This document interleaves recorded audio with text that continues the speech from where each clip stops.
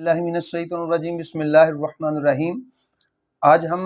اعتکاف کے متعلق کچھ فضائل کچھ مسائل بیان کرنے کی سعادت حاصل کریں گے۔ خالق کائنات نے سورہ بقرہ شریف میں ارشاد فرمایا ہے، جناب ابراہیم اور جناب اسماعیل علیہ السلام کو یہ ترغیب دی ہے کہ میرے گھر کی صفائی کی جائے، خانہ کعبہ کی صفائی کی جائے، مسجد حرام کی صفائی کی جائے، طواف کرنے والوں کے لیے والعاکفین والرکع سجود، اور اعتکاف کرنے والوں کے لیے اور رکوع و سجود کرنے والوں کے لیے۔ یہاں پہ خالق کائنات نے جہاں پہ اعتکاف کا ذکر فرمایا ہے، جہاں پہ حج کا یا طواف کا ذکر فرمایا ہے، وہاں پہ نماز اور سجود کے علاوہ مسجد کی صفائی کا جو اہتمام ہے اس کی بھی ترغیب دی ہے ہمیں۔ تو بہرحال یہاں پہ ہم نے اعتکاف کے کچھ فضائل کچھ مسائل بیان کرنے ہیں۔ تو سب سے پہلے یہ سماعت فرما لیجئے کہ مالک کائنات نے جو اعتکاف ہمیں عطا فرمایا ہے اس کا مقصد یہ ہے کہ حضور تاجدار کائنات صلی اللہ علیہ وسلم نے فرمایا کہ اس میں شب قدر کو یعنی کہ لیلۃ القدر کو تلاش کیا جا سکے۔ یہ اس کی ایک ریزن تو یہ ہے۔ دوسرا اس کا مقصد جو ہے وہ یہ ہے کہ بندہ یہ سمجھے کہ میں اللہ کے گھر آیا ہوں اور لہٰذا اس کی حیثیت ایک فقیر کی سی ہے، ایک ندار کی سی ہے، اور وہ جس کا مہمان ہے وہ اللہ بڑا بے نیاز ہے، اس کے ملک میں سارے خزانے ہیں، وہ دنیا کا مالک و مختار ہے، اور اس کا یہ احساس جب اس کو یہ احساس ہو جاتا ہے کہ میں فقیر ہوں، مالک میرا اللہ ہے اور تمام خزانوں کا مالک ہے، تو وہ جو ہے ان تمام خزانوں سے مالا مال کروا دیتا ہے مالک کائنات، جو اللہ کی ملکیت ہوتے ہیں اس بندے کو جو اللہ کی رضا کے لیے اعتکاف کرتا ہے۔ تو اعتکاف کا معنی ہے ایک جگہ کے اوپر جمے رہنا۔ تو معتکف جو ہے وہ اللہ کو راضی کرنے کے لیے 10 دن جو ہے مسجد میں اعتکاف کرتا ہے۔ معتکف جو ہے وہاں پہ اللہ سے لو لگاتا ہے اور ساری دنیا سے کٹ آف ہو کر مالک کی کائنات کی رضا حاصل کرنے کے لیے مسجد میں اللہ کا قرب حاصل کرنے کے لیے 10 دن کے لیے اعتکاف کرتا ہے۔ تو اس کی فضیلت جو ہے شعب الایمان میں، سنن ابن ماجہ میں حضرت اما جان ام المومنین عائشہ صدیقہ رضی اللہ تعالیٰ عنہا آپ ارشاد فرماتی ہیں کہ پیارے آقا علیہ السلام جو ہے وہ ہر سال جو ہے وہ اعتکاف کیا کرتے تھے، اور آپ فرماتی ہیں کہ حضور نے فرمایا اعتکاف کرنا جو ہے 2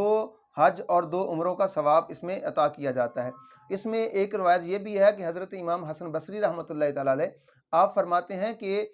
اس کے ہر روز جو ہے ایک دن کے اعتکاف میں اللہ تعالیٰ ایک حج کا ثواب عطا فرماتا ہے، اور اس میں اور بھی بہت سارے مسائل و فضائل ہیں۔ اگر انسان اس کو دیکھے کہ 2 حج اور 2 عمرے اگر موجودہ دور میں اندازہ لگایا جا سکے تو ایک انسان کے لیے کم از کم 20 سے 25 لاکھ ایک حج کے لیے چاہیے، اور کم از کم 15 لاکھ روپے ایک عمرے کے لیے چاہیے۔ تو تقریباً 1 کروڑ روپیہ انسان کے پاس ہو تو پھر وہ 2 حج اور 2 عمرے کر سکتا ہے۔ لیکن نہ اگر انسان کے پاس اتنے پیسے ہوں تو پھر یہ تو سعادت انسان کو مل سکتی ہے نا کہ انسان 10 دن کے لیے مالک کی رضا میں کسی مسجد میں، جامع مسجد میں اعتکاف کر لے تو اللہ تعالیٰ اس کو ثواب عطا فرماتا ہے۔ تو اس میں اعتکاف کی یہ تو فضیلت ہم نے عرض کر دی ہے، لیکن اس میں جو مسائل ہیں وہ بہت سارے مسائل ہیں، کہ جیسے کہ حضور نبی کریم صلی اللہ علیہ وسلم نے اعتکاف کا مقصد جو ہے وہ یہ فرمایا تھا کہ لیلۃ القدر کی تلاش کی جائے۔ اعتکاف کا جو مقصد تھا اس میں لیلۃ القدر کی تلاش کی جائے۔ تو اس سے معلوم یہ ہوا کہ اعتکاف بیٹھنے پہ انسان جو ہے جہاں پہ روزہ رکھے وہاں پہ قائم اللیل، یعنی کہ راتوں کو جاگے، رات پوری جاگ کر مالک کے کائنات کی بارگاہ میں عرض و مروز کرے، ہمتاً گوش ہو کر پورے 24 گھنٹے جو ہے ہر دن ہر لمحے کے مالک کے کائنات کی یاد میں وابستہ رہے۔ کیونکہ سونا تو انسان نے ہوتا ہی ہے، لیکن اگر بعض کا دیکھا گیا کہ مسجد میں بیٹھ کے بعض دوست احباب ساری رات سوئے رہتے ہیں تو پھر اس کا مقصد فوت ہو جاتا ہے۔ تو اس سے یہ بھی پتہ چلا، بلکہ ام المومنین عائشہ صدیقہ رضی اللہ تعالیٰ عنہا مومنوں کی ماں فرماتی ہیں کہ حضور ہر سال اعتکاف کیا کرتے تھے۔ ایک سال جو ہے کسی سفر کی وجہ سے، کسی جنگ کی وجہ سے سرکار سے اعتکاف جو ہے وہ رہ گیا، تو سرکار نے اس کی قضا اگلے سال کی، اور پھر 20 دن سرکار نے اعتکاف کیا۔ اب یہ میرے آقا علیہ السلام کی پیاری پیاری سنت ہے۔ تو ہمیں یہ اندازہ لگانا چاہیے کہ جو طریقہ میرے آقا کو پسند ہے، جو کام میرے آقا علیہ السلام کو پسند ہے، ہمیں وہ بھی کرنا چاہیے۔ یہاں پہ میں ایک مثال دیتا ہوں، الشفاء شریف میں حضرت عبداللہ ابن عمر رضی اللہ تعالیٰ عنہ آپ ایک مرتبہ جو ہے کسی جگہ کے اوپر بیٹھے تھے اور اپنی اونٹنی لے کر وہ اپنے گرد گھما رہے تھے۔ تو یہ صرف بتانے لگا ہوں کہ صحابہ جو ہیں وہ سرکار کے طریقوں کو کیسے اپناتے تھے، آج ہم کیسے دور ہو گئے۔ تو جب وہ اپنی اونٹنی گھما رہے تھے بیٹھے بیٹھے تو کسی نے پوچھا اے عبداللہ ابن عمر آپ اپنی اونٹنی گھما رہے ہیں، اس کی وجہ کیا ہے، ریزن کیا ہے، کیا اس کی ضرورت پیش آ گئی؟ تو آپ نے اس کو فرمایا کہ کوئی ریزن نہیں ہے، کوئی ضرورت پیش نہیں آئی، بلکہ بات یہ تھی کہ ایک دن میں نے پیارے آقا علیہ السلام کو دیکھا تھا، حضور یہاں پہ بیٹھ کے اپنی اونٹنی کو گھما رہے تھے، تو میں نے کہا کہ آج چلو فارغ ہے تو سرکار کی اس سنت کو ادا کیا جائے۔ تو دیکھیے صحابہ، تابعین، تبع تابعین، اولیاء عظام جو ہیں وہ پیارے آقا علیہ السلام کے طریقے کو کیسے اپناتے ہیں۔ تو ایک ہم ہیں دنیا میں مگن ہو کے رہ گئے ہیں، تو کوشش کرنی چاہیے ہمیں اس میں زندگی میں کم از کم ایک بار تو اعتکاف کر لینا چاہیے۔ میرے آقا کی یہ سنت مبارکہ ہے، میرے آقا کا یہ طریقہ ہے، وتیرہ ہے، اس میں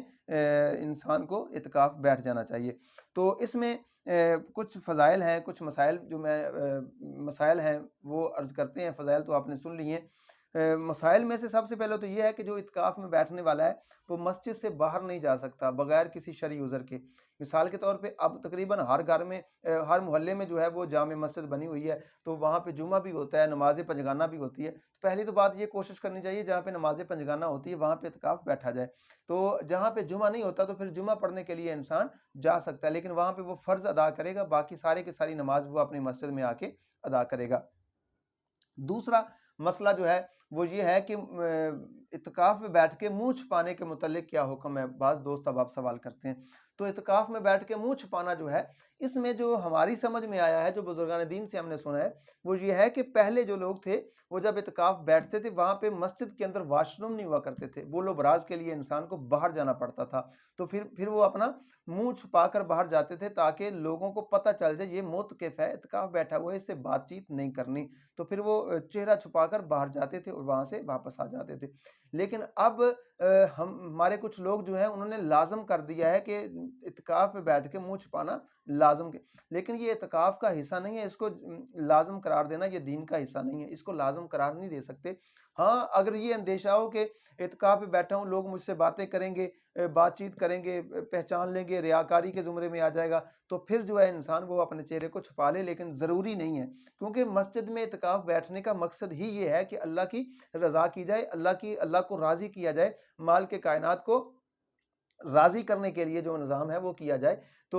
جب انسان اس زمرے میں آتا ہے تو پھر وہ جان بوجھ کے کسی سے بات بھی نہیں کرتا، نہ وہ جان بوجھ کر کسی سے کوئی کلام کرتا ہے، نہ اس سے کوئی کلام کرتا ہے۔ جب انسان ہمتن گوش ہو کر قرآن مقدس کی تلاوت کرے گا، ذکر اذکار کرے گا، مالک کو یاد کرے گا، نوافل پڑھے گا، تو پھر وہ کسی سے بات چیت بھی نہیں کرے گا۔ لیکن اگر کسی سے کوئی شرعی بات چیت کرنا پڑ جائے، مثال کے طور پہ کوئی حافظ قرآن ہے، اس سے کوئی تلاوت سیکھ رہا ہے، یا اس سے کوئی مسائل سیکھ رہا ہے، عالم دین ہے بیٹھا ہوا، تو اس سے وہ جو شرعی باتیں ہیں وہ کر سکتا ہے، لیکن وہ بھی دینی باتیں کر سکتا ہے، فضول باتیں نہیں کر سکتا۔ آگے ایک مسئلہ آتا ہے کہ آج کل رواج آ گیا ہے کہ یہاں پہ موبائل فون کے لیے دوست اب آپ سوال کرتے ہیں کہ اعتکاف میں بیٹھ کر انسان موبائل فون استعمال کر سکتا ہے کہ نہیں کر سکتا۔ تو یہ پہلی بات تو یہ ہے کہ موبائل جو ہے ایک تو وقت کی ضرورت آ گئی ہے، اس میں علماء کرام کے دو قول ہیں، کچھ کہتے ہیں استعمال کرنا چاہیے، کچھ کہتے ہیں نہیں کرنا چاہیے، لیکن ہم آپ کو جو ہے وہ کلیئر کر دیتے ہیں اس مسئلے کو کہ اعتکاف پہ بیٹھ کر کوئی بھی انسان جو ہے وہ کسی سے کوئی بات نہیں کر سکتا۔ پہلی تو بات یہ ہے، اصل نفس مسئلہ یہ ہے۔ لیکن اگر مثال کے طور پہ کوئی عالم دین ہے، کسی کو مسائل کی ضرورت پڑ جاتی ہے، اسے وہ رہنمائی حاصل کرنا چاہتے ہیں، پھر وہ اس سے بات کر سکتا ہے۔ اور یہاں تک بھی لکھا ہوا ہے کہ مفتیان نظام نے کہ اگر کوئی بندہ موبائل پہ کوئی چیز خریدنی ہے، اس کے علاوہ کوئی معاملہ نہیں ہے، گھر میں کوئی مسئلہ ہے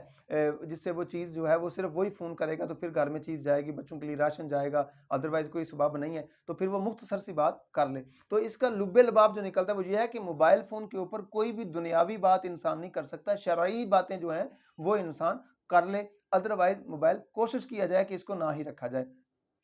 اور کیونکہ اس میں پھر انسان جب موبائل فون رکھے گا تو پھر اس میں وہ دنیاوی باتیں بھی آ جائیں گی، لیکن حتی الوسع کوشش کرنی چاہیے کہ جو مسئلہ جو ہے وہ موبائل فون کے علاوہ حل ہو سکتا ہے اس سے حل کیا جا سکے۔ تو تیسری بات ہے مسجد میں اعتکاف بیٹھ کر نہانے کے متعلق، تو اس میں بھی علماء کا اختلاف رائے ہے، اس میں کچھ کہتے ہیں نہانا چاہیے، کچھ کہتے ہیں نہانا نہیں چاہیے۔ تو اس میں بات یہ ہے کہ اگر کوئی انسان کے اوپر غسل فرض ہو گیا ہے تو پھر وہ انسان نہا لے غسل کرنے کے لیے، وہ فوراً تیمم کر کے مسجد سے نکل جائے تو فوراً جلدی واپس آ جائے۔ تو لیکن اگر پسینہ زیادہ آ رہا ہے، بدبو آ رہی ہے، اس میں سے کپڑوں میں سے سمیل آ جائی، تو پھر وہ احتیاطاً کوشش کرے کہ مسجد میں، بعض علماء کرام نے فرمایا کہ بڑا سا ٹپ رکھ لے، برتن رکھ لیں۔ آج کل ڈسپوزیبل قسم کے وہ واش روم بھی بنے ہوئے ہیں، وہ مسجد کے ایک کونے پہ رکھ کے نہا کے اس کو پانی کو باہر ضائع کر دیتے ہیں۔ تو اگر کوئی ایسا مسئلہ ہے، پسینہ زیادہ آ رہا ہے، بدبو آ رہی ہے، سمیل آ رہی ہے، تو پھر وہ انسان تھوڑا سا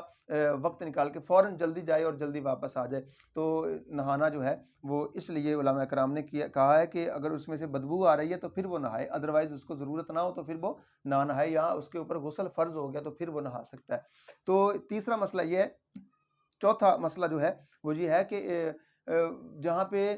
وضو خانہ بنا ہوا ہے، تو وضو خانے میں بیٹھ کر انسان برتن دھو سکتا ہے کہ نہیں دھو سکتا؟ بعض دوست اب آپ سوال کرتے ہیں، تو وہ برتن بالکل اپنے موتقف جو ہے وہ دھو سکتا ہے، لیکن زیادہ دیر وہاں پہ نہ بیٹھے۔ اور آگے ایک مسئلہ بیان کیا جاتا ہے، دوست اب آپ سوال پوچھتے ہیں کہ عورت جو ہے وہ گھر میں جب اعتکاف بیٹھتی ہے تو اپنی اعتکاف والی جگہ کو صاف کر سکتی ہے کہ نہیں کر سکتی؟ تو بالکل وہ اپنی جگہ کو صاف کر سکتی ہے جہاں وہ اعتکاف بیٹھی ہوئی ہے، ادروائز اس کے علاوہ کوئی جگہ صاف نہیں کر سکتی۔ اگلا مسئلہ دوست اب آپ اگر پوچھتے ہیں کہ جی جو معتکف ہے وہ تکبیر کہہ سکتا ہے کہ نہیں کہہ سکتا، جماعت کروا سکتا ہے کہ نہیں کروا سکتا؟ تو بالکل جی، وہ اذان بھی دے سکتا ہے، جماعت بھی کروا سکتا ہے، تکبیر بھی کہہ سکتا ہے، یعنی کہ دین کے کوئی بھی مسائل ہے وہ مسجد میں ہوتے ہوئے، مسجد میں رہتے ہوئے وہ ادا کر سکتا ہے۔ تو یہ مختصر سی ہماری ویڈیو تھی۔ تو مزید اگر کوئی کویسچن ہو، اگر کوئی سوال ہو تو آپ دوست احباب کمنٹ باکس میں آ کے ہم سے پوچھ سکتے ہیں۔ تو اللہ تعالیٰ کی بارگاہ میں دعا کرتے ہیں مالک کائنات ہمیں صحیح طریقے سے اعتکاف کرنے کی توفیق عطا فرمائے۔ لیکن اس ساری گفتگو کا لب لباب جو ہے وہ یہ ہے کہ اعتکاف کرنے میں انسان کو، خود انسان کا ضمیر جو ہے مفتی ہوتا ہے، یعنی کہ اعتکاف انسان جو بیٹھتا ہے وہ قرب الہی کو حاصل کرنے کے لیے بیٹھتا ہے۔ تو ہر وہ کام جو قرب الہی سے دوری کا سبب پیدا کرے اس سے انسان بچا رہے، اور ہر وہ کام جو قرب الہی کا ذریعہ بن جائے اس کام کو انسان کرتے رہنا چاہیے۔ یہ مختصر سا اعتکاف کے اوپر جو ہے ہم نے آج ولاگ بنایا ہے۔ اللہ تعالیٰ کی بارگاہ میں دعا کرتے ہیں اللہ ہمیں عمل کی توفیق عطا فرمائے۔ مزید ہماری ویڈیوز دیکھنے کے لیے ہمارے چینل کو لائک کریں، سبسکرائب کریں۔ اللہ آپ کا حامی و ناصر ہو۔ اللہ حافظ۔